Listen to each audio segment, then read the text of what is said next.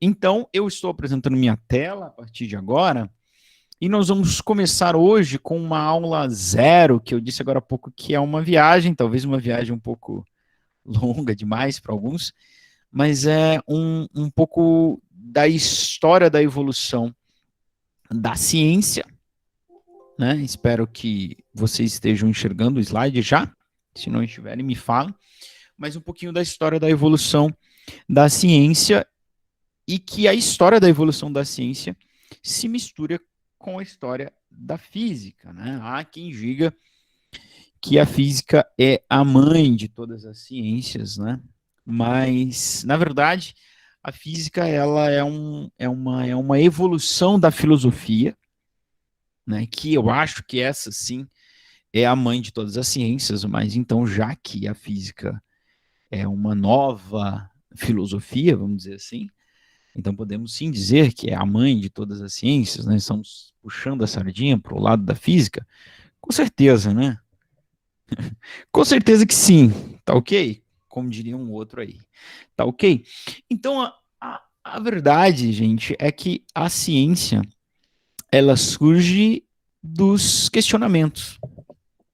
Não é? Então toda a ciência vai surgir do questionamento. E na verdade todas as ciências ela vai surgir então dessas perguntas que eram feitas desde muito tempo atrás para tentar entender os fenômenos que nos rodeiam, né? Sejam eles os fenômenos naturais, então veja só, sejam eles os fenômenos naturais, então aí eu estou falando das ciências físicas, químicas, biologias, né? Sejam eles fenômenos sociológicos, antropológicos, então estamos falando aí de ciências que são mais recentes, mas que também estão presentes hoje no nosso dia a dia, né? A sociologia, a antropologia, a história e tantas outras, né? Claro que a gente vai então se voltar aqui um pouco para os fenômenos naturais, que é da onde vai surgir todas essas ciências naturais e as ciências exatas, né? Então, a história da física ela surge a partir do momento que a humanidade, como está grifada, aí passou a estudar os fenômenos naturais de forma racionais. Por quê? Porque as perguntas dos porquê ou os porquês, eles sempre existiram o tempo todo, né? Agora, na antiguidade, então, isso vamos dizer assim, pré-Grécia Antiga, onde é o berço ali da filosofia, do direito, e então um berço de toda a ciência, na antiguidade, ou na pré-Grécia, vamos dizer assim, as explicações eram todas místicas, né? Já eram todas. E quando eu estou falando místicas, eu não tô falando necessariamente de religião, mas também de religião. Então, por exemplo, os fenômenos naturais, como que eram explicados? Eram explicados por deuses, que você já deve ter ouvido, das mitologias gregas ou da mitologia romana, enfim. Por exemplo, Apolo. Apolo era o cara que tinha a carruagem que carregava o sol. Então, que história é essa do sol nascer e do sol se pôr? Bom, nós temos aqui uma explicação. O deus Apolo, ele puxava o sol da manhã e arrastava ele ao longo do dia até o pôr do sol. E por mais que a gente vá olhar para isso hoje, vai dizer, meu, mas quanta bobagem, como que esse pensamento existiu em algum momento do universo? Sim, existiu, e ele na época, a gente hoje chama de mitologia, mas na época não era chamado de mitologia, entende? Na época, sim, era o que se acreditava. Então o sol era trazido todos os dias por esse Deus, não é? Então, a filosofia natural, como era conhecida, a física, até o surgimento, até o Renascimento, então a gente vai falar muito hoje do Renascimento. Mas, professor, mas é aula de física, o que isso tem a ver com o Renascimento? O senhor agora virou professor de história. Tudo está relacionado, né? A física está o tempo todo em tudo. Então, quando você estuda Renascimento, você está falando de física. Quando você estuda Revolução Industrial, meu Deus do céu. Tá? E quando você vai colocar sua água para ferver o café, se alguém tiver algum aí, me dê café, é física também. Então tá o tempo todo, né? A panela de pressão. Essa semana eu estava discutindo, né, dando aula nos alunos sobre os gases ideais, falando da grande invenção da panela de pressão. Até a pura física. E como é importante, como é importante na sociedade. Mas, enfim, então essa ciência como nós conhecemos hoje, física, química e biologia, matemática, não, a matemática é bem mais antiga, né? Mas a estruturação dessas ciências, que elas passam a existir a partir da aplicação do método científico, é tudo projetada ou propulsionada ali pelo Renascimento. Tá? Então a gente vai chegar lá, né? Agora, então lembra que isso então toda essa ciência surge da tentar entender os fenômenos naturais, tá certo? E quem tem uma grande participação aqui nisso é a astronomia, né? Era algo que fascinava muito desde lá da Grécia antiga, né? Quem assiste ou assistiu aquela série The Big Bang Theory, né? Que tem aqueles físicos lá. Tem um dia que a menina vai pedir pro físico lá, ensina um pouco de física para mim, né? O Sheldon. Fala, não existe um pouco de física. Daí ele começa a falar numa noite de verão na Grécia Antiga, com Platão, com Sócrates, esses caras, Pitágoras, que ainda é mais antigo que esses caras, tentando entender o que fascinava muito naquela época e que fascina até hoje, que são os corpos celestes, né? Bom, e aí, ainda lá na Grécia Antiga, a gente tem um cara que vai ser muito importante para mudar a forma de se fazer a própria filosofia, né? A gente ainda não está chamando de física, mas fazer a própria filosofia, que é o Aristóteles. Aí o Aristóteles que viveu de 384 até 322 antes de Cristo ainda, né?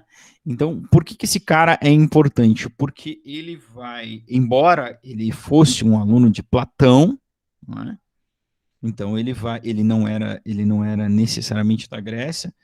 Então ele volta para sua cidade, acho que era a Macedônia, de onde ele vinha, e ele vai fundar uma nova escola de filosofia e ele vai romper um pouco. Ele vai ser aquilo que nós chamamos de primeiro materialista. Né? Por que ele vai ser o primeiro materialista? Porque ele vai ser o primeiro a querer abandonar um pouco o pensamento abstrato, ideológico de Platão, né? Lembra que a gente usa o platônico como algo inalcançável, intangível, né? Intocável, né? E ele vai começar a dizer que eu preciso me basear nos meus sentidos. Basear nos meus sentidos. E espero que você entenda o que eu quero dizer com isso, porque isso é extremamente importante. Porque quando eu começo a falar, então, de sentido, eu começo a falar de tocar, pesar, comparar. Todos esses termos são o quê? São medir. Comparar é medir. E é daí que a gente vai trazer o pensamento, a explicação, ou as tentativas de explicações de fenômenos, para algo mais sensorial e mais concreto, mais palpável, né? Então a gente sai do platônico para o aristotélico, né? Que é o palpável, é o sensorial. Então, como está aqui na breve descrição do Aristóteles, o primeiro materialista obcecado pela categorização dos mundos. Então, dessas ideias vão começar a surgir a química, a biologia, a física. Por quê? Porque ele vai falar assim, ó, o mundo é composto de matérias que têm formas diferentes, que têm estruturas diferentes, que têm organização diferente. Quando eu estou dizendo que tem massas diferentes, tem substâncias diferentes, quando eu estou dizendo isso, percebe que eu estou remetendo a algo sensorial, seja de tato, de visão, de olfato, de força, de contato, não é? Então eu começo a me deparar com situações mais tangíveis, mais organizacionais, mais classificatórias, né? Então é daí que vai surgir as ciências modernas, mas elas vão ter essa propulsão só depois da gente passar por um período chamado de Idade Média, ou Idade das Trevas. Então o texto vai dizer assim, a física entrou em declínio na Idade Média, tendo revivido lá no Renascimento, principalmente com um cara chamado Galileu Galilei, né? Que foi então talvez o primeiro físico, né? Porque foi o cara que começou então a pegar e tentar primeiro aplicar um método científico, isso é extremamente importante para nós, né? E o primeiro que começou a pegar a matemática e usá-la como ferramenta, né, para provar ou para explicar os fenômenos físicos. Tá? Então, ele é um cara extremamente importante, também lá do Renascimento, né? Um cara que foi o primeiro que começou a mudar um pouco essa ideia do cientista ter que explicar as razões dos fenômenos, por que tais fenômenos ocorrem. Então, isso é desde lá da antiguidade. Lembra que eu falava das explicações místicas, metafísicas, religiosas, mitológicas. Por quê? Porque a ciência estava sempre querendo entender o porquê. Né? E aí, então, vem Galileu para dizer assim, peraí, eu não tenho que tentar entender o porquê. Eu tenho que descrever o fenômeno e interpretá-lo e postular leis e testar para ver se as leis funcionam. Né? Então, isso mudou muito. Então, esse é a explosão da ciência moderna. E aí, um cara que vem logo após Galileu, que é o grande nome da física até Albert Einstein, que é Isaac Newton, que vem logo na sequência, e aí sim, tudo isso que Galileu fez, ele faz mais ainda e de maneira maior ainda, né? A gente vai falar mais dele, obviamente, mais para frente. Então, lá na antiguidade, como eu sempre dizia, então as pessoas estavam o tempo todo tentando entender o mundo que as rodeavam, né? Então prestando atenção nos movimentos dos astros, na regularidade do ano, do dia, do ciclo lunar, o fato da posição relativa das estrelas serem sempre as mesmas numa dada época do ano, tá? O fato dos objetos caírem, né, as 4 estações do ano. Então, tudo isso era controlado. Então, isso desde antes da Grécia, né, os povos antigos, astecas, maias, já tentavam, já tinham até calendário, né. Então, como eu dei o exemplo, tá aí o exemplo do nosso amiguinho que arrastava o sol com a sua carruagem de fogo, né. Então, as explicações eram todas essas, né, mitológicas ou místicas, deus e deusas, né. Na Grécia Antiga, Gaia era a deusa da terra, Zeus controlava o poder dos relâmpagos, Apolo é o cara que fazia o sol nascer e fazia o sol se pôr todos os dias. Né? A física, com a tentativa de obter uma explicação racional do mundo, era um contraste, então, para essas explicações mitológicas e até religiosas. Entenda-se que aqui a gente não se fala, não existe ainda cristianismo como religião institucionalizada, né? Então, claro, se você olhar lá para a Bíblia, tem um Antigo Testamento, né? Todos os povos, né? Olá, que existiram na época, talvez você não acredite em nada disso, mas enfim, há um registro, né, nem estou dizendo, não estou falando de religião aqui, mas há um registro, mas esses caras eram apenas uma nação, a nação, o povo de Israel, que virou Estado há 60 anos atrás, eles eram um povo, então eles não eram uma religião organizada, né, difundida pelo mundo. Então, quando a gente fala de religiosidade, era a religiosidade da antiguidade, né? As mitologias, os misticismos e as metafísicas que eram usadas naquela época, né? Os povos antigos começaram, então, essa construção em diferentes épocas, a construção desta física mais racional, com diferente ênfase. Então, por exemplo, está aí uma foto dos povos maias, que lá no século I, já antes de Cristo, já tinham desenvolvido um bom calendário, que conheciam com boa precisão, né, de 6 segundos a duração de um ano. Século I antes de Cristo. Tá? Conheciam também com precisão boa o movimento do Sol e já trabalhavam com o conceito de zero, que é um conceito abstrato, de certa forma, né? Eu costumo dizer para os meus alunos, questioná-los se o zero existe na natureza. O zero existe na natureza? Hoje é um questionamento que eu me faço, né? O vácuo existe? O vácuo é a ausência de matéria. Ele existe na natureza? Não. Não existe nenhum lugar que tenha ausência de matéria. O zero absoluto. A temperatura zero absoluta existe? Não, não é atingida. Eu não sei se o zero existe na natureza. Ele é um conceito utópico, idealizado. Né? Bom, já lá na antiguidade também, então, a gente fala muito da Grécia, né? Do surgimento ali do conhecimento lá na Europa, mas os indianos também haviam desenvolvido a noção do zero, né? Também foi transmitido para o mundo árabe. Também refletiam sobre questões físicas desde o 3º milênio antes de Cristo. Tá? Entre os séculos 9 e 6 a.C., os filósofos indianos já defendiam também o heliocentrismo e o atomismo. O que é o heliocentrismo? Não sei se você está lembrado disso, então veja só. O que a gente hoje sabe, tem certeza, né, pelas leis físicas?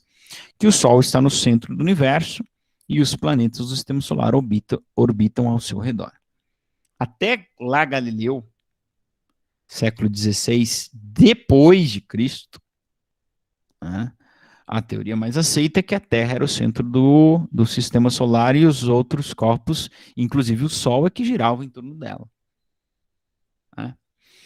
E sabe o que é uma coisa interessante? A coisa interessante é que se você mudar o referencial, as leis físicas daquela época estavam corretas também. Né? O problema é quando você começa a pôr o referencial fora do sistema solar. Aí, quando você põe um sistema fora do sistema solar, um referencial fora do sistema solar, que não era possível antes. Então, Galilei, ele tem uma importância grande, porque como era corriqueiro naquela época, o cara não era só um tipo de cientista, até porque não existia só o físico naquela época.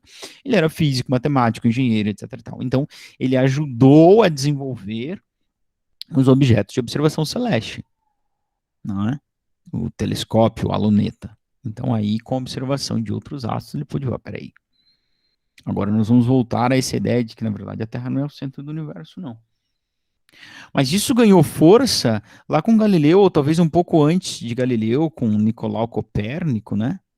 Então, que defendia o modelo que o Sol era o centro do universo, o Sol era o centro do sistema solar. Né? Mas antigamente não. A gente acreditava que a Terra era o centro. Né? Porque é o que a gente vê quando a gente olha para o céu, é isso. É o que a gente vê. É o Sol girando e não a Terra. Claro, porque a gente está na Terra. Né? Mas então veja, o heliocentrismo é o sistema que diz que o Sol é o centro do universo. Por que ele leva esse nome, professor? Por que não se chama solocentrismo? Ia ficar mais fácil, né? É verdade, ia ficar mais fácil. Mas você tem que entender que o Sol é composto de hidrogênio, né? E 4 átomos de hidrogênio junto formam o hélio. Então, daí esse nome heliocentrismo, não é porque foi o hélio que inventou, não. Legal? E ele oposto a ele é o geocentrismo, que é a Terra sendo o centro. Então veja, cara, esses caras aqui estavam falando de heliocentrismo no século 10, 9, 8 antes de Cristo. Né? E falando do atonismo, o que que é o atonismo? É a ideia de que a matéria é composta por uma unidade é, única, né? É uma unidade fundamental, né? Que era composto de partículas, tudo era composto de partículas, né?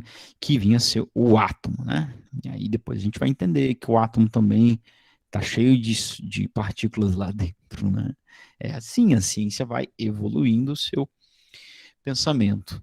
Bom, mas então, voltando para a Grécia Antiga, a gente tem uma participação muito importante desse cara aí, que é o Tales de Mileto, né? Foi o primeiro filósofo ocidental a recusar as explicações sobrenaturais, religiosas ou mitológicas para os fenômenos naturais, defendendo que todo o evento tinha que ter uma causa natural.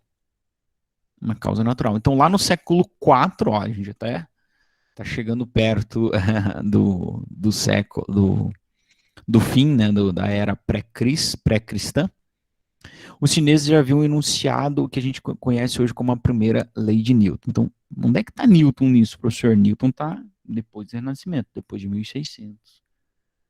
Mas a ideia da sua primeira lei, que ele sistematizou, matematicamente provou tudo, né? Já era bem mais antiga lá pensada ou proposta pelos chineses, né? Se você não sabe, está curioso, não está lembrando o que é essa primeira lei de Newton, é a lei da inércia, né? Tudo que está em movimento tem uma tendência natural em permanecer em movimento, ou tudo que está parado tem a tendência natural em permanecer parado. Vamos falar disso? Vamos falar muito disso. Então, tá aí o Tales de Mileto. O Tales de Mileto viveu aí, então, no século... A gente não tem muita certeza de que ano ele nasceu, não sei se 624 ou 623, e nem de que ano que ele morreu. Mas aí é século 6 antes de Cristo, tá? Aí lá na Grécia. Bom, e aí a gente vai passar também por um cara muito importante chamado Pitágoras, que vocês devem ter ouvido muito na matemática, sobre o tal teorema de Pitágoras. Pitágoras viveu de 500 a 490 antes de Cristo. Não tá, tem alguma coisa errada aí, né? Não pode ter vivido só 10 anos. Então, tem alguma informação errada, peço perdão. A gente pode corrigir essa informação depois. Então, as primeiras. Pitágoras faz parte, então, das primeiras tentativas no Ocidente, então, saindo lá da China, vindo para a Europa, de prover explicações racionais para os funcionamentos dos fenômenos da natureza, né? Tá? Então, Pitágoras e seus seguidores, lá no século VI, acreditavam que todo o sistema numérico era dividido em elementos finitos. Então, é essa ideia que vai trazer depois a ideia do átomo, né, para a química, para a física, né, a história da matéria ser formada por uma partícula única, né, fundamental, vamos dizer assim. Então, aí vem. Posterior a Pitágoras, vem então esses três caras que são bem importantes. Não sei se vocês estão. Acho que vocês estão começando química agora também, né? Fundamentos de química. Mas é um cara que a gente ouve bastante falar na química, o Leucipo, Demócrito e o Epícoro, né? Que foram os caras que impulsionaram mais ainda a ideia de que a matéria era composta por átomos extremamente pequenos, sendo formado por diferentes átomos e suas combinações. Então veja que quando a gente. Átomo, né? Não sei, você deve saber, eu não sei se você sabe. Átomo é aquilo, significa não divisível. Tomos significa parte, e o prefixo a é a negação, né? Então, não divisível. Então, quando a gente propôs essa ideia, é porque a gente entendia que o átomo era a menor partícula. Uhum. E hoje a gente sabe que o átomo ele tem um núcleo formado por nêutrons e prótons, e ao redor desse núcleo orbitam elétrons, que a gente passou a entender depois que seriam as menores partículas. Mas hoje a gente sabe também que os prótons e os nêutrons são formados de partículas subnucleares, né? Que são os quarks, os muons. Então é interessante a gente perceber que a ciência ela se transforma, não é? Então, eu sou um físico, mas eu sou um físico que questiona muito se há verdades absolutas dentro da ciência. Não é? Então, o que a gente pode. O que a gente tem que se apegar, então? A gente tem que se apegar na aplicação da ciência, aplicação do método científico. Então, eu desenvolvo uma teoria, eu proponho, eu testo e eu provo. Então, fora disso, hoje em dia a gente tem em voga a galera que acredita na Terra plana. Talvez exista alguém aqui que acredite nisso. Bom, eu vou zombar desse cara? Não. Eu tenho que acreditar no que tem o que tem aplicação de método científico. Então, você pode aplicar. Então perceba que a verdade está no consenso, né? No consenso da comunidade científica. Então, mas não quer dizer que ela é absoluta. Existem verdades absolutas? Eu não sei.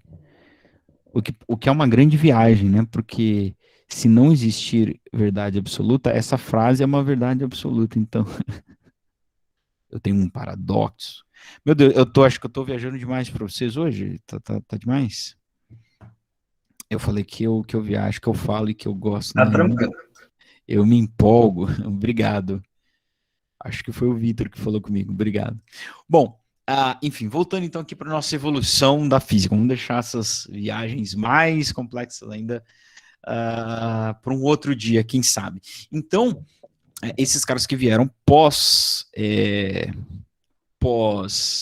Pitágoras, né, reforçaram ainda então essa ideia do átomo. Século XIII, então, foi um dos primeiros gregos a defender o heliocentrismo, então Aristarco, então o heliocentrismo século III antes de Cristo, então mais ou menos contemporâneo com aqueles chineses que nós falamos, embora o paradigma dominante fosse ainda o geocentrismo, né? Aristarco também tentou calcular o tamanho relativo da Terra, da Lua e do Sol. Então, não quer dizer que ele conseguiu, mas enfim, estava ali se desenvolvendo, estava engateando todas essas coisas. A gente vai ter uma questão importante sobre isso, e aí eu acho que era uma coisa que, né, se vocês me deixarem, eu falo 2 dias sobre isso, que é quando o cristianismo se torna a religião oficial do governo. Não é? Então a gente vai começar a Idade Média. E aí tem um problema que é o seguinte, né? Por que o heliocentrismo, por que dizer que o Sol era o centro do universo matou, por exemplo, o Giordano Bruno? Porque se entendia que isso era contrário à ideia, é, pelo sim, pelo não, a ideia da Bíblia. Então, entende? Mas será que a Bíblia realmente dizia textualmente que a Terra era o centro do sistema solar? Não, não diz. Então então é por essas e outras, né, que a gente disse lá num dos primeiros slides que a ciência ela deu uma estagnada durante a Idade Média, né? Por causa de questões como essa, né? Bom, a gente vai chegar lá. Primeiro tem que cair o Império Romano, né? Para daí chegar, então, a Igreja Católica tomar o poder, né? Na Europa, na Grécia, na Roma, né? Bom, Aristóteles era o cara que acreditava, então, na existência de quatro. Bom, Aristóteles vem então nessa sequência que nós falamos dele lá no início, e agora trazemos ele de novo, então, porque ele vem nessa sequência aqui, né? Pincelamos nele sendo, então, o primeiro materialista, né? Não materialista, aquele cara que acumula bens materiais, né? Mas o cara que acredita na matéria, no universo, na medição, na comparação, na classificação, etc, etc, etc. Então ele tinha uma ideia que toda a ciência, todo o universo era composto de 4 elementos: terra, fogo, água e ar. né? Então, quem aí tem a idade para ter assistido Capitão Planeta é basicamente isso, né? O Capitão Planeta, com a união dos quatro elementos, né? Então, cada um tinha o seu lugar determinado no universo, né? Cada um tinha o seu peso. A Terra era mais pesada, ela ficava em cima, então daí vinha a água, que ficava em cima da superfície. Em cima disso vinha o ar, que era mais leve ainda. E tinha o fogo ele tentava escapar do centro do universo, do centro da Terra ali. E ainda havia um quinto elemento, aliás, que era o elemento perfeito, que era o chamado éter. Não é esse material que a gente compraria numa farmácia, né? Seria um quarto elemento da natureza, que ele seria o elemento perfeito porque ele não teria peso, né? Então ele permeava tudo, né? Inclusive as estrelas eram formadas por esse material. E essa ideia do éter, depois ela foi reformulada, né? E até Einstein quase, olha que eu estou pulando para o início do século XX, né? Ainda se acreditava que por que a Terra não caía, né? Tudo que sustentava o universo era esse tal éter, né? Claro, né? Com uma evolução muito grande em relação ao pensamento de Aristóteles. Então, ali aqui então que nasce o grande esforço para tentar explicar racionalmente os movimentos dos planetas, do Sol, da Lua, né? Como por exemplo com Eudócio, né, de Sidro, lá no século IV, foi aparentemente o primeiro grego que proveu observações quantitativas a respeito dos movimentos, né? E tentou descrever matematicamente o movimento desses corpos celestes.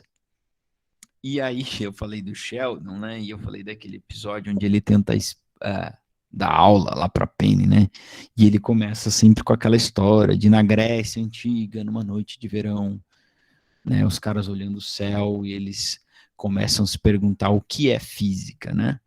Física vem do grego, né? O physique, ou physis, né? Que significa natureza. É a ciência que tenta estudar a natureza em seus fenômenos, em seus aspectos mais gerais, analisando as suas relações e propriedades, além de tentar descrever e explicar as suas consequências, né? Ou seus fenômenos, ou prever, né, o que vai acontecer. Então, ela surge desse movimento aí, né? Bom, então a gente vai falar do Renascimento. Então, veja que a gente está então saltando aqui da Grécia Antiga para o Renascimento. Então, a gente está pulando a Idade Média. Tá? Na Idade Média, a gente não tem muita coisa acontecendo. Então, por quê? Né? Então, por que a gente sai de Aristóteles, que é século III a.C., e a gente vai falar agora, então, de, de Galileu Galilei, que é o cara mais importante aí, né? O Nicolau Copérnico, enfim.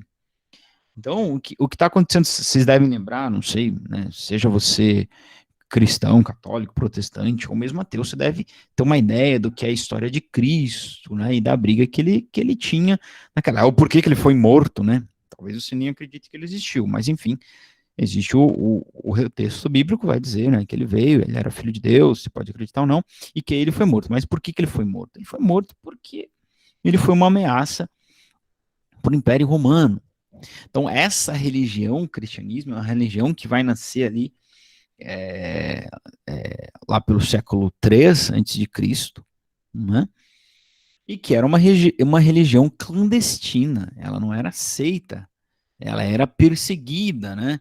Então, você já assistiu o filme Gladiador, né? Onde os caras matavam os cristãos, né? Colocavam eles lá para brigar com com o leão, né, e a galera assistindo, né, e vibrando e tal, etc. Então há essa perseguição é, por ser um estado, por uma religião clandestina. E aí, bom, aí Jesus morre por causa disso, porque ele era uma ameaça para o governo, porque alguém vai, tanto que colocam a placa lá na cruz, rei dos judeus. Não, mas ninguém podia ser rei, né? Era só o imperador romano. Aliás, tem um problema. Por que que o cristianismo ele era clandestino? Porque ele não aceitava o imperador romano como Deus.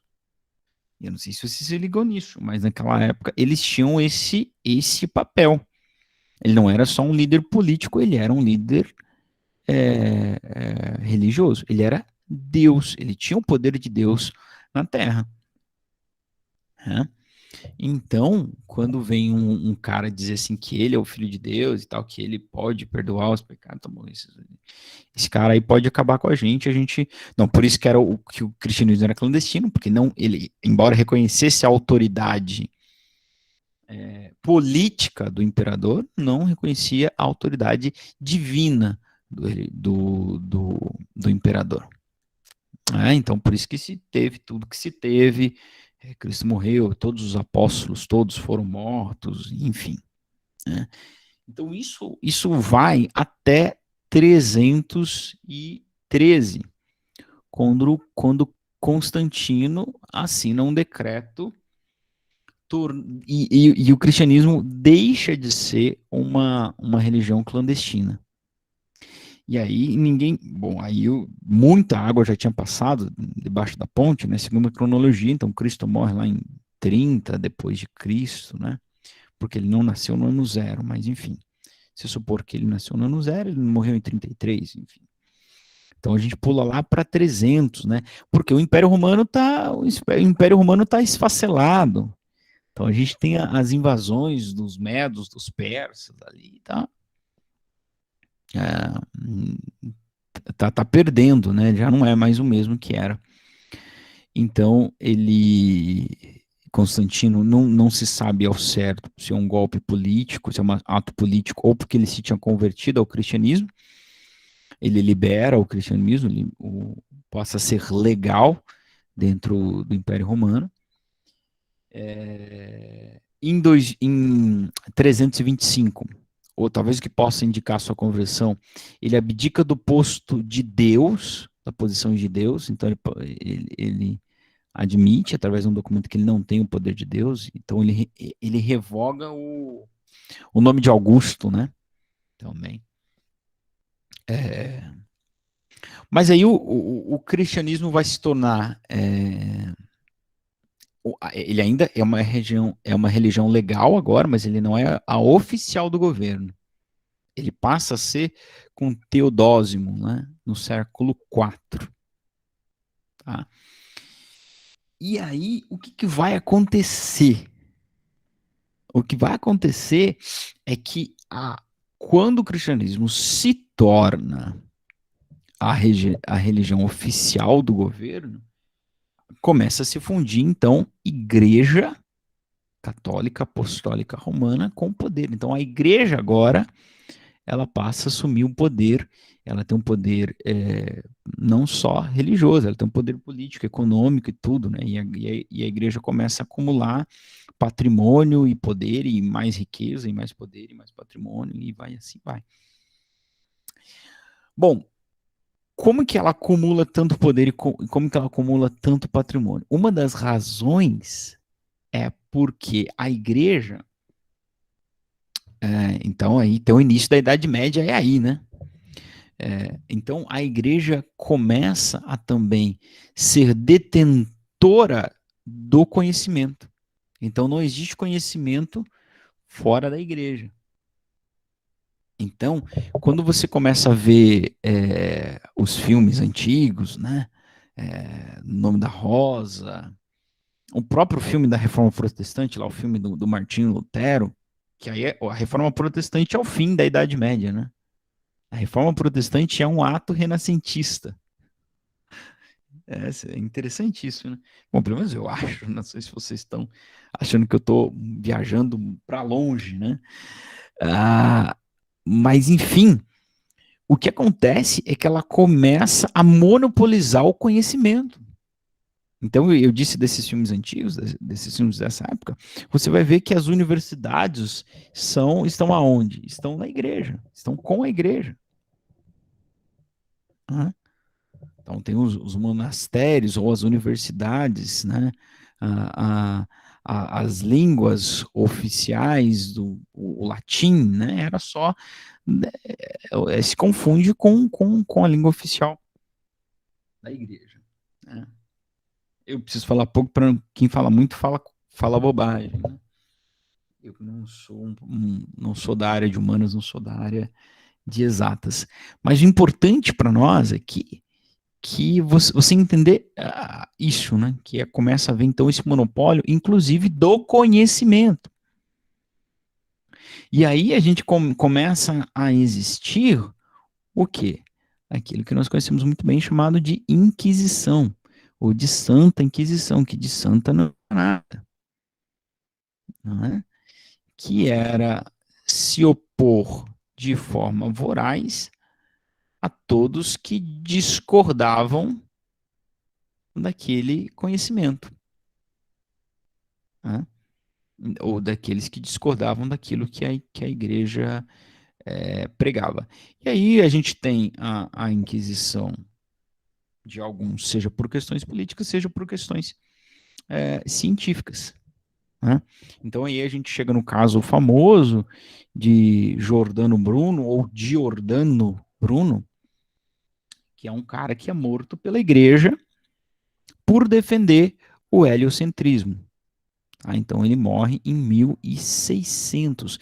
Já é o final da Idade Média. Já está acontecendo o renascentismo. Então ele ali vamos dizer assim, é um dos últimos que pagam com a própria vida, né? Então, por que ele morre? Por defender que o Sol era o centro do universo. Né? E aí eu falei agora há pouco, por que isso era tão importante para a igreja, né? Porque era como se fosse questionar a Bíblia, porque a Bíblia diz que a ideia ali, né? Há uma passagem no Antigo Testamento onde o líder do povo, lá o sucessor de Moisés, que era Josué, estava numa batalha, e aí tá escurecendo, e ele ora a Deus, e aí a escritura registra que o sol parou. Então esse é um questionamento que até hoje alguns religiosos têm. Né? O sol parou, então é o sol que gira em torno da Terra. Não é, de fato, não é o Sol que gira em torno da Terra. Mas dentro do que se podia à época que foi escrito a Escritura, então estava certo dentro do contexto, tá certo? Não adiantava naquela época ele dizer, não, porque, veja bem, Deus, Josué orou e ali Deus, então, congelou a expansão do universo. Pô, ninguém conhecia nada disso na época, né? Na época da escritura do texto, não na época da Inquisição. Na época da Inquisição, os caras estavam tentando dizer, olha, vamos interpretar de forma diferente isso, podemos ter uma outra interpretação. Então, isso era o problema da Idade Média, você não podia, né? A interpretação estava toda com o poder da igreja. Bom, qual é um dos grandes pontos da Reforma Protestante? A Reforma Protestante de 1517, né, Martinho Lutero. Primeiro que ele vai dizer que a Bíblia tem que não ser traduzida para a linguagem do povo e não só em latim. Todo mundo pode ler e pode interpretar. Não é só os padres que têm o poder de interpretar a escritura. Então, isso é um pensamento renascentista que é por isso que ele quase foi morto, né? Porque era antagônico ao que se pensava. Né? Bom, então eu acho que eu já falei bastante dessa Idade Média para dizer que não tinha muita coisa ali na Idade Média, né? A gente tinha esse monopólio do conhecimento, esse monopólio do poder científico. Então, pouco se evoluiu, né? Então, quando a gente vai falar do pensamento medieval, era um pensamento pouco científico. Inclusive, eu até tenho um slide, a gente vai ter que parar por aqui, mas a gente tem um slide que mostra mais ou menos qual era a ideia do pensamento medieval aqui nessa tabela, né? Então, pensamento medieval da Idade Média. Acreditava-se no teocentrismo, Deus era o centro de tudo, a verdade era a Bíblia era a verdade, né? A vida material não tinha importância, o conformismo. Então, a Idade Média é muito marcada por isso, né? Essa ideia do conformismo, né? Vocês já ouviram falar, talvez alguns tenham mais idade, passaram um pouquinho mais dos 20, como eu, já tenho ouvido falar da síndrome de Gabriela, eu nasci assim, eu cresci assim, você sempre assim. Gabriela, não é? Isso? Ou talvez você já nunca tenha assistido essa novela, ou não conheça a obra de Jorge Amado, mas já tenha ouvido falar dessa música, ou dessa síndrome de Gabriela. É a síndrome do conformismo, né? Então, tudo é porque é, do jeito que é, e vai ser sempre assim, e acabou. Né? Eu não tenho que pensar na vida material, eu não tenho que pensar no meu conforto, né? Deus me fez um servo e eu tô aqui para servir. E, enfim, quanto mais eu sofrer aqui, mais eu vou ter uma salvação melhor depois, né? Tá certo? Então é por isso que a gente tinha, por exemplo, lá na época, vocês não sei se leram um livro ou assistiram um filme, né? Ou de Código da Vinci, vocês viram os flagelos que eles faziam, né? As penitências que se pagavam, né? Até Martinho Lutero. Não, é isso dentro do pensamento medieval, porque quanto mais eu sofrer, melhor vai ser. E quando a gente tem o Renascimento, a gente tem o pensamento renascentista, a gente, inclusive, né, com a reforma protestante, fala: não, peraí, cara, a salvação não é pelo seu sofrimento. Aliás, né, o que Martinho Lutero vai dizer, não tem nada que você possa fazer. Entendeu? Então, há também uma mudança de teocentrismo para antropocentrismo. Olha que palavra bonita, professor. O senhor não vai fazer isso toda quinta-feira, né? Não, é só hoje, gente. Porque, olha só, na Idade Média, Deus era o centro de tudo. Teocentrismo. Teo, Deus. Era o centro de tudo. No Renascimento, antropocentrismo. Antropologia, estudo do homem, né? Antro, um prefixo que significa homem. O homem é o centro. Então, até para a religião, isso muda. Porque com a, a reforma protestante, então não tem nada que você possa fazer que você possa alcançar a Deus. Não é nada que você possa. É Ele que vem ao seu encontro. E se você ter a fé, a salvação é só pela fé. Então parem de sofrer e parem principalmente, né, a grande briga, parem de pagar, né, para a igreja, como acontecia lá na Idade Média. Também no pensamento medieval nós tínhamos o asceticismo, então era uma doutrina de pensamento ou de fé que considerava o ascense, isto é, a disciplina do autocontrole estrito do corpo, do espírito, um caminho imprescindível em direção a Deus. Né? Então, além de que, né, a natureza era fonte de pecado, o meu corpo era fonte de pecado, né, tinha esse asceticismo também.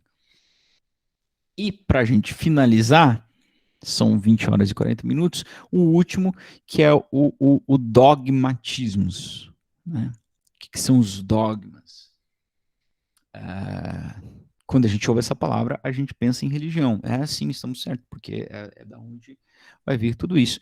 Os dogmas é dizer que a coisa é o que é, porque é, e eu não tenho que racionalizar sobre isso. Então, é um dogmatismo. Então, esse tipo de pensamento é um pensamento que vai inteiramente contra o pensamento científico. Era por isso que, né, durante essa época, a ciência não avança, não evolui, porque ela é antagônica. Ciência e religião não podem andar junto.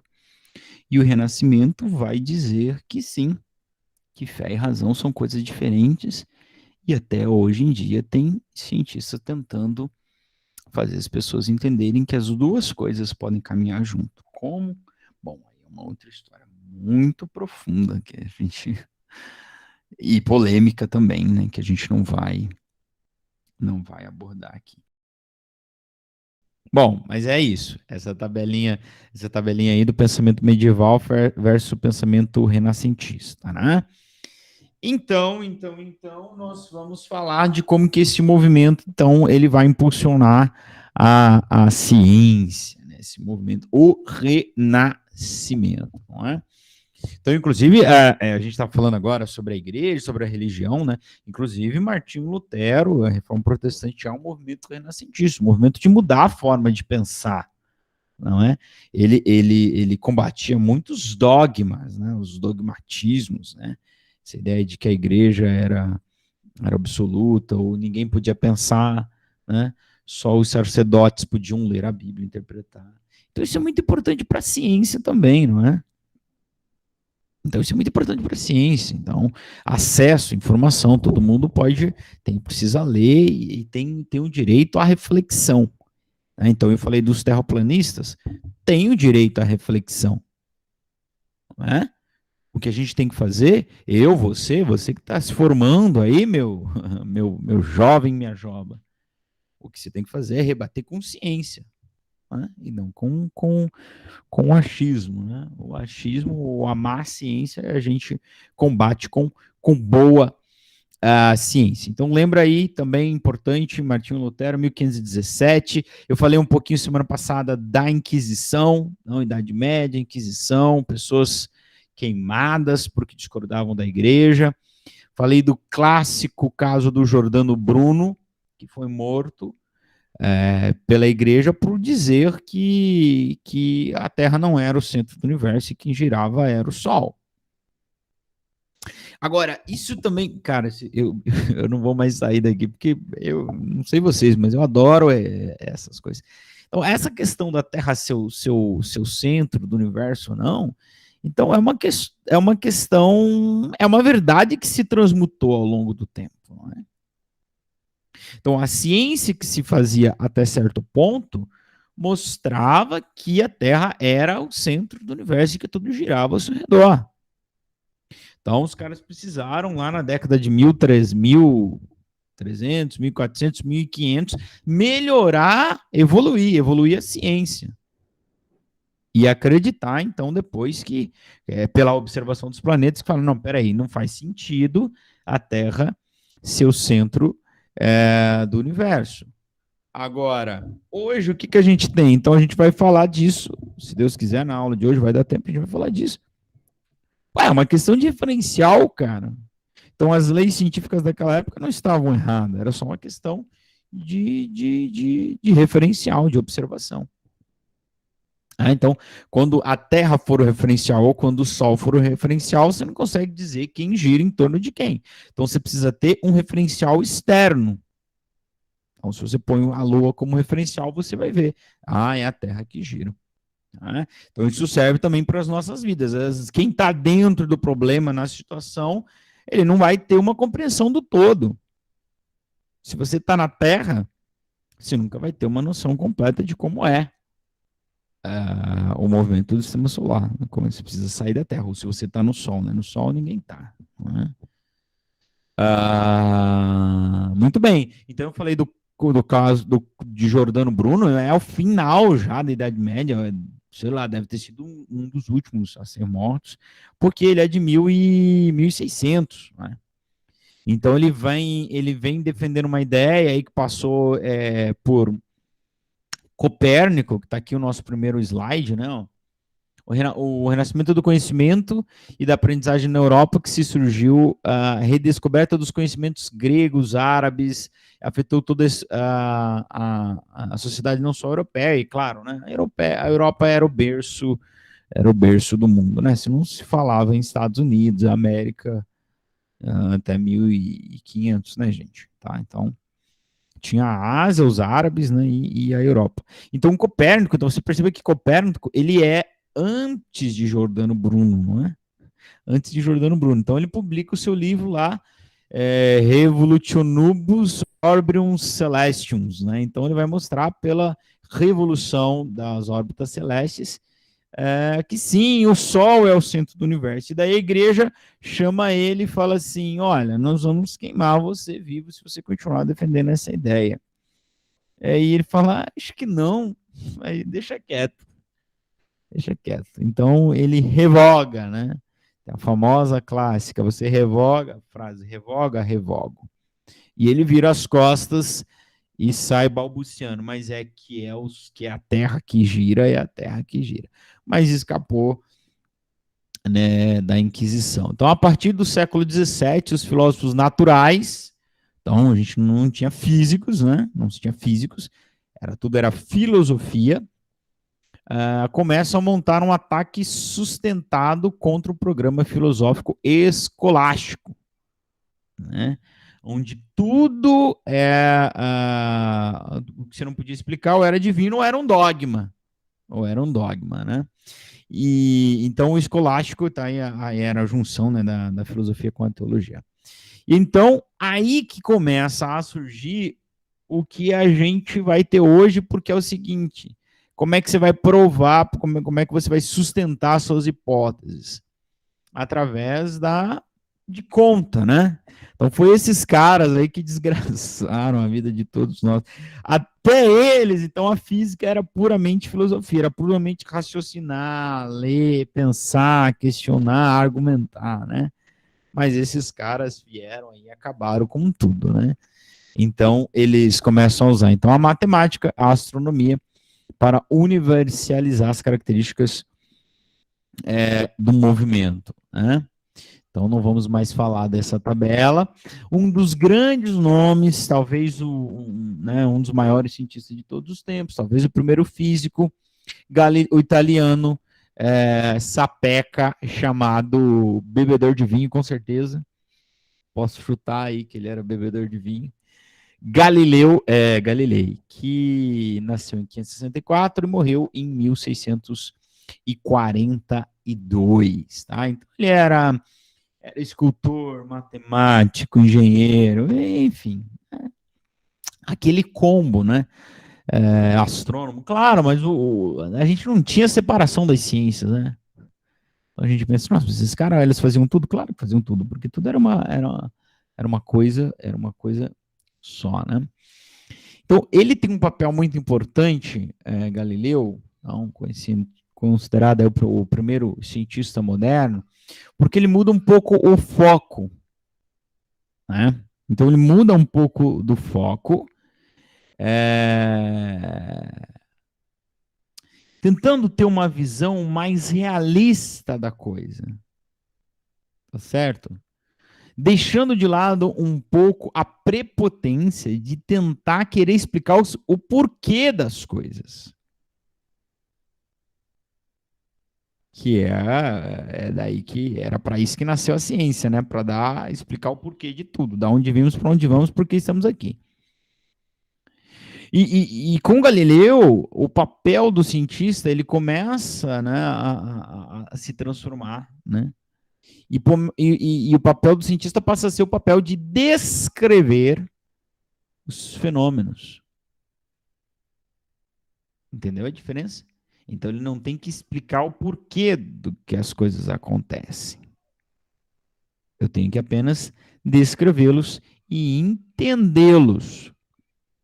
Não, então em sua obra aí, Discursos e Demonstrações Matemáticas acerca de duas novas ciências, Galileu levanta a questão de por que um objeto cai sem sustentação. E aí ele vai dizer que, na verdade, ele não disse por que o objeto cai. Então, na réplica, Galileu ele disse que não explicou nada, apenas descreveu. Ele não explicou por que o objeto cai, ele descreveu a forma com que ele cai. Né? Galileu simplificou o papel do cientista, sua função era passando sua função ser apenas da descrição e não procurar o porquê que os fenômenos acontecem. Galileu foi um dos pioneiros a reconhecer a matemática como uma das ferramentas para descrever os fenômenos naturais e confirmá-las através de experimentação. Então, é a palavra que vai reger tudo aqui, né? Toda a ciência que a gente tem a partir daí, né? Como é que a gente faz ciência? Aplicando o método científico. E você vai ver que um do passo do método científico é a experimentação, né? Bom, então tá aí a indução experimental, Galilei, né? Proposta. Então tem aí alguns pontos. Claro, você pode pesquisar aí, você pode achar isso de várias formas escritas, com outros tópicos, mas é basicamente isso aí: a observação dos fenômenos, análise das partes, estabelecendo relações, indução de hipóteses, ou seja, você vai tentar propor uma hipótese, propor a ideia, propor uma explicação, aí você verifica a hipótese, ou seja, você vai fazer um experimento, vai provar, tentando provar que aquela sua hipótese é verdadeira. Se você consegue, você passa para generalização dos resultados. Então, eu vou tentar agora aplicar isso em outras situações para ver se isso está certo mesmo, não é? E aí, a confirmação das hipóteses e, por último, o estabelecimento, então, das leis. Então, são todos esses os processos de produção de uma lei científica, né? Perceba que a gente tem muito na ciência coisas que não podem ser provadas experimentalmente ainda, né? Então, a gente não pode provar experimentalmente, tá? Mas elas são teorias, né? E quando a gente fala de uma teoria científica,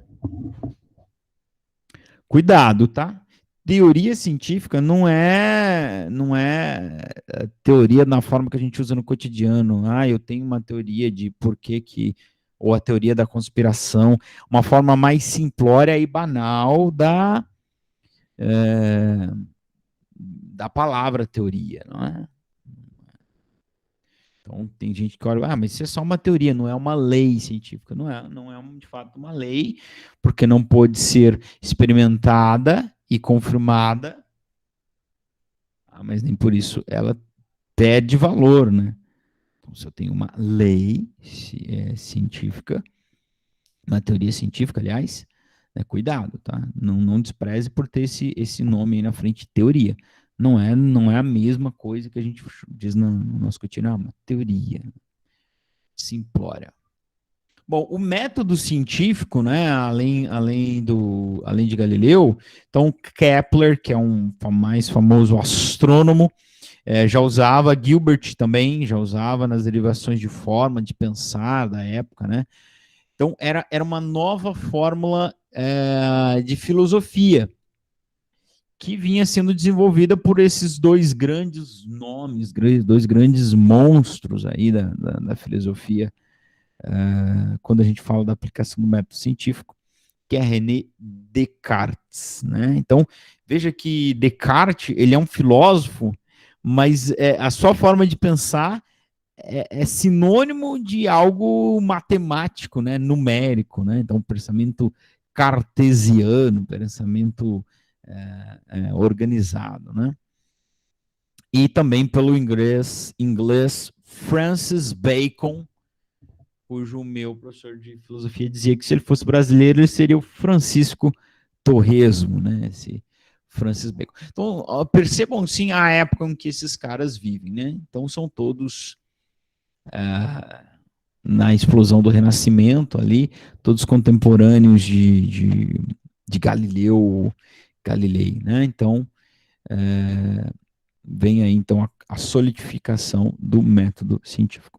Tal forma de se pensar já vinha desde os filósofos naturais islâmicos, né? Um pouquinho mais antigos.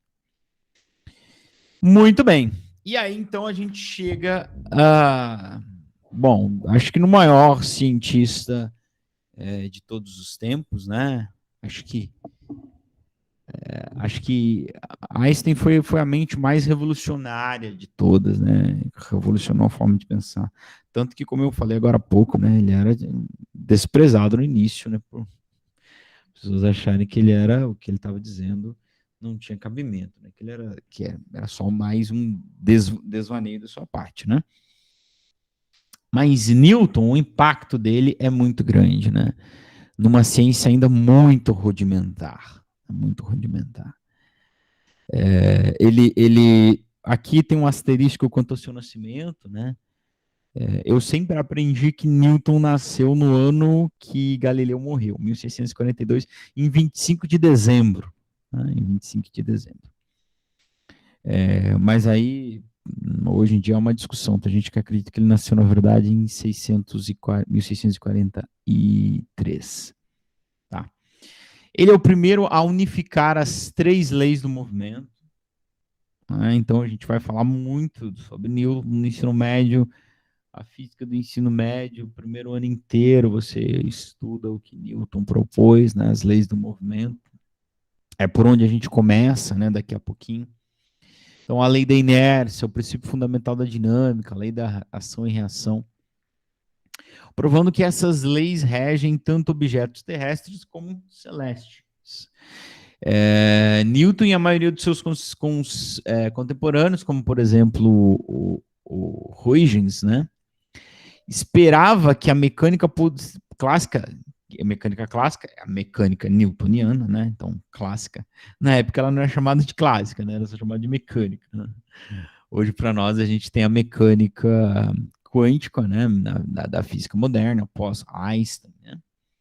Mas eles acreditavam, então, que a mecânica clássica era capaz de explicar todas as entidades, incluindo a luz, o que não é possível, né? A mecânica newtoniana, ela é sedimentada, é aceita, ela é comprovada, até quando os corpos começam a se mover com velocidades próximas da velocidade da luz.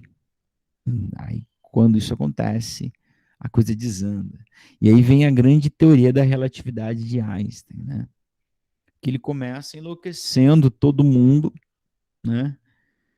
Destruindo tudo que se construiu desde Aristóteles, dizendo, peraí, um segundo não é mais um segundo, depende do referencial. Um metro não é mais um metro. E aí o mundo enloca, né?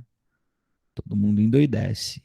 Porque se você for questionar as medições, então você não faz mais ciência, não faz mais física, né? Aliás, quando a gente começa a física, né, a apresentar para os alunos, a gente começa falando disso, falando de medir. Física é medir, né? 1 metro, 1 segundo, 1 quilograma. Então, se essas coisas se o tempo não é mais uma grandeza absoluta, então tudo cai por terra. E por que ela não é mais absoluta? Não é mais absoluta quando você vai aplicar as leis da mecânica clássica com objetos que se movem próximos à velocidade da luz. A coisa não fecha, a conta não fecha, não é? Ah, para chegar aos seus resultados, Newton criou um ramo inteiro na matemática. Isso aqui é muito interessante, cara, muito. A contribuição de Newton, né? Vocês já devem ter ouvido falar na matemática do binômio de Newton. Não sei se alguém aqui já foi estudar engenharia de alguma forma, já ouviu falar de cálculo diferencial integral. Pô, isso é todo um ramo novo na matemática que Newton criou, né? É, e é muito interessante isso, né, essa história, porque ele tinha um problema físico que ele precisava resolver e simplesmente não existia matemática na época suficiente para resolver o problema que ele tinha. O que Newton fez?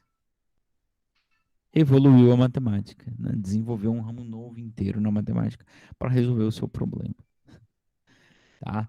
Então há quem conta muito que isso aconteceu muito quando ele estava isolado, né? Durante a peste negra. E claro, né? A gente sempre acha Eu sempre chamo a atenção de uma coisa, né? Quando a gente olha para esses caras, a gente fala, ah, mas ele era um gênio, ele tinha um dom de Deus, né? Como se não tivesse nenhum esforço por parte do ser, né? São escolhas que o pessoal faz, né? É uma escolha que ele fez de se isolar. Há quem diga, reza a lenda, né? Newton era presbiteriano, né? Muito religioso e tal. E nesse de se isolar da vida, ele se isolou muito dos relacionamentos, tanto que dizem, né, que ele não teve nenhuma namorada ao longo da vida, se é que vocês podem me entender, né? Eu estou dizendo isso para dizer o seguinte, né? O sucesso, ele vem também das escolhas que a gente faz, o resultado, né? Então é fácil você olhar para alguém e dizer, ah, mas ele era um gênio e tal. Sim, era um gênio que decidiu dedicar toda a sua vida naquilo que fazia, né? Tudo bem que ele, né, ele se isolou no seu sítio durante a peste, né, que a Europa passava, e não tinha internet, não tinha Netflix, não tinha essas coisas, né? Então,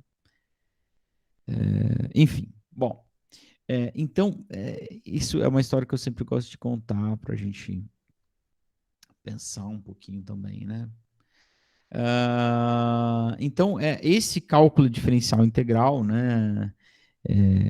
Ele hoje, né? A gente não faz engenharia, química, civil, eletrônica, não faz nada sem ela, né?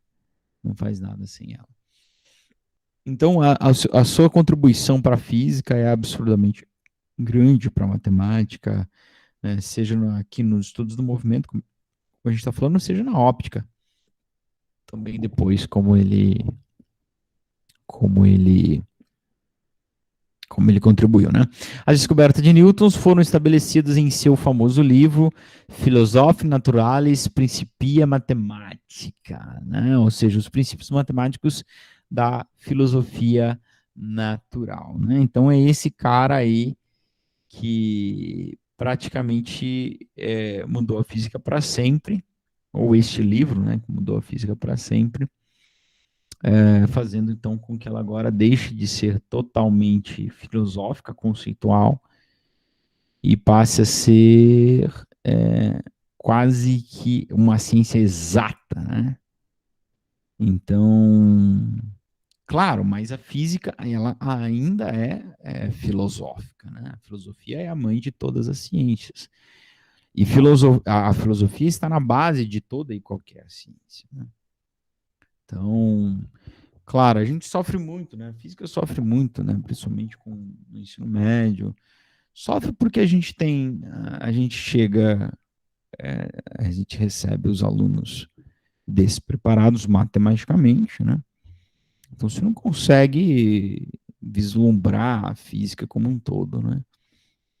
Porque você fica ah, se pegando no fato de que tem muita conta para fazer, de que eu não vou entender, e que eu tenho que fazer a conta, tenho que acertar a conta, e eu vou me dar mal, e eu não gosto de física, eu nunca gostei, nunca gostou, né? A pessoa já chega no ensino médio com esse preconceito. Então tá aí no papel de vocês também, professores de ciências, quebrar isso, né? Se formarem, estudarem, né? E estudarem prepararem boas aulas, né? Não adianta estudar aqui. Eu sei que, assim, o que vai contribuir muito para sua boa aula, para a diferença que você vai fazer no seu aluno, é a sua formação aqui, mas é muito o que você vai fazer depois, né? O professor ele vai estar eternamente estudando. Tá? Ah, professor, mas eu sou das biológicas. Pois é, meu irmão, esse é um dos problemas que a gente tem, né? Pô, vamos dizer assim, quem alfabetiza os alunos em matemática, eu acredito que devia ser alguém formado na área de matemática, né? Então, tem as pessoas lá que odeiam matemática dando aula de matemática nos primeiros anos do ensino fundamental. Então, isso diz muito. A gente tem também muito professor também que é formado em matemática que é ruim também. Tem isso, né? Muito professor de física que é ruim, né? Mas eu tenho certeza que se vocês conseguirem fazer os seus alunos, que é uma coisa que eu tento, né? Fazer os seus alunos enxergarem um pouco além dos cálculos na física, na química, Vocês já estão a um passo de serem bem-sucedidos nessa missão, essa missão de desnudar, né? Então, não há como, desculpa eu me alongar aqui, mas não há como não gostar de física. Não há como, desculpa. Quando você pensa na física que explica o início e o fim do universo, não conheço ninguém que não goste disso. Agora, há como não gostar de estudar física no ensino médio, como muitas vezes é ensinado? Claro que é. Claro que é. Isso é, né? Então, fica aqui meu apelo a vocês, futuras professoras, né? Então, eu estava dizendo tudo isso para dizer sim, foi esse cara aí que transformou a física numa ciência exata, vamos dizer assim, né? Newton era capaz de refutar a tradição da mecânica cartesiana, em que todos os movimentos devem ser aplicados com a existência de uma força, né? Então tem aí um embate, né? Que na verdade começa com Galileu, né? Contrariando Aristóteles. Aristóteles, que foi lá o cara tão importante para a evolução da ciência, né? Ele acreditava que para existir um movimento tinha que existir uma força. Talvez você acredite nisso até hoje, não é? Mas já em 1600, 1500, Galileu já questionava isso. Não, o movimento é natural. Então daí vem então a primeira lei de Newton, a lei da inércia, dizendo assim que o que está em movimento tem uma tendência natural de permanecer em movimento, e essa tendência natural é explicada por um ente chamado inércia. E daí talvez você esteja falando assim, pô, esse pequeno professor tá viajando, mano. Eu vou ligar a TV aqui, vou pôr ele no mundo e vou ligar a TV, porque tá começando a novela daqui a pouco. Cara, não tem nada que você olhe ao nosso redor, no mundo hoje, que mantenha o seu movimento. Não sei se você tem filho aí, ou tem filho, teu filho tá brincando de carrinho, empurra o carrinho, ele empurra uma hora, ele vai parar. Para o carrinho não parar, tem que ficar empurrando ele. Então Aristóteles estava certo. Não, né? Não. O que acontece é que no nosso cotidiano a gente nunca vai estar livre da ação de força. O fato do seu filho ou da sua filha empurrar o carrinho ou chutar a bola e a bola parar ou o carrinho parar depois de um tempo é a prova de que Newton estava certo. Ele para porque tem força atuando. Ele não se perpetua o movimento porque tem força atuando. E uma força contrária ao movimento, que é a força de atrito, com o ar ou com o chão. Tá? Então, começa por aqui, né, essa mecânica, essa nova física com Newton, né, quebrando um pouco desse paradigma. Então, movimento com as leis da dinâmica, a primeira lei de Newton que eu acabei de citar, né? Usando essas leis de movimento, então, ele descreve a lei da gravitação universal. Então, ele vai explicar por que a Terra orbita ao redor da Lua. Por que o Sol, a Terra orbita em torno do Sol? Porque é uma tendência natural em massa atrair massa. Talvez essa seja a única coisa que você lembra do seu ensino médio de física, né? Ou que as pessoas mais velhas me lembram, né? Quando eu falo, estou estudando física, eles falam, eu lembro, massa atrai massa, na razão direta de suas massas inversa das suas distâncias. É verdade. É verdade. Então, ele descreve o movimento. Então, essa lei da gravitação universal explica muito bem, embora ela não explique o que é a gravidade. Né? E aí lá, isso vai demorar um pouquinho, né? Mas a gente vai chegar lá em Einstein, ele vai dizer que, na verdade, o que está acontecendo, né, é que tudo que tem massa deforma o diagrama espaço-tempo. Oh, meu Deus, o que é isso? Vamos avançar, gente. Vamos chegar aqui no fim, então, da história desse rapaz. Então, a gente fala muito dele, tá? Então, toda a física que você vai estudar é dele, que você vai trabalhar com os alunos no ensino fundamental, ou mesmo no ensino médio, quase que na totalidade, vem desse cara, tá? Ele retirou a ideia de que os objetos seguiam caminhos determinados por formas naturais, e por sua vez demonstrou que não só observa regularmente os caminhos, mas todos os futuros movimentos do corpo podem ser deduzidos ou previsto matematicamente. Com base em quê? Com base no conhecimento do seu movimento existente, da sua massa e das forças que atuem sobre ele. E aí, o que aconteceu, né? Quando ele observou os movimentos celestes que não se conformavam com a precisão do seu invento, Newton também era, né, como eu falei, religioso, presbiteriano, há quem diga, né?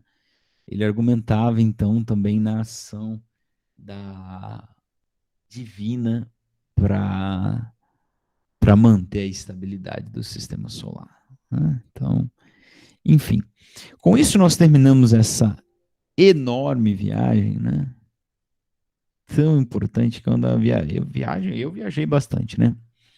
Não sei vocês, mas enfim, sobre a evolução da ciência. E aí a gente chega então